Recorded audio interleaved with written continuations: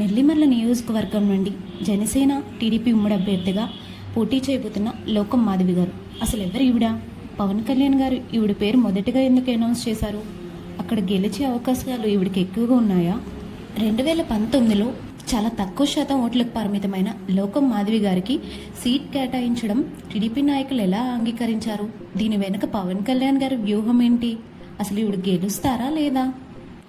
ఈవిడ తను పుట్టి పెరిగిన గ్రామాలను అభివృద్ధి చేసుకోవాలనే లక్ష్యంతో 1997లో అమెరికా నుండి విశాఖపట్నంకి రావడం జరిగింది. అయితే బాగా వెనుకబడిన ప్రాంతం విశాఖపట్నం దగ్గరలో ఏది ఉందని ఆరా తీయగా నెల్లిమర్ల ప్రాంతం అసలు అభివృద్ధికి నోచుకోలేదని ఈవిడికి తెలిసింది.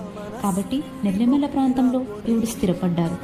ఈవిడ రాజకీయాల్లోకి రాకముందు నుంచి నెల్లిమర్ల నియోజకవర్గంలో యువతకు ఉద్యోగావకాశాలను కల్పించారు, ప్రాంత అభివృద్ధికి దోహదపడ్డారు. వ్యక్తిగతంగా యువతకు ఈవిడ ఉద్యోగావకాశాలు కల్పించినప్పటికీ తమ గ్రామాన్ని మరింత అభివృద్ధి పదంలో నడిపించాలనే ఉద్దేశంతో ఈవిడ రాజకీయాల్లోకి రావడం జరిగింది.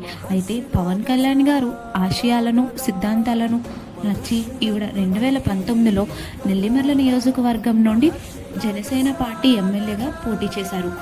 అయితే 2019 ఎన్నికల్లో లోకం మాధవి గారు ఓడిపోయినప్పటికీ నిరాశ చెందకుండా నిత్యం ప్రజల్లో ఉంటూ ప్రజా సమస్యలు తెలుసుకుంటూ ప్రజల వెంట నిలబడుతూనే ఉన్నారు. గత 3 ఏళ్లుగా ప్రతిరోజు పల్లె పల్లెకు జనసేన అనే పేరుతో ప్రతి ఇంటికి వెళ్ళి ప్రజా సమస్యలు తెలుసుకుని వాటిపై పోరాటం చేస్తూనే ఇలా 2019లో ఓడిపోయినప్పటి నుంచి రోజు ప్రజల్లో మమేకం అవుతూ ఈ రోజున నెల్లిమర్ల నియోజకవర్గాన్ని జనసేన అడ్డాగా మార్చేశారు.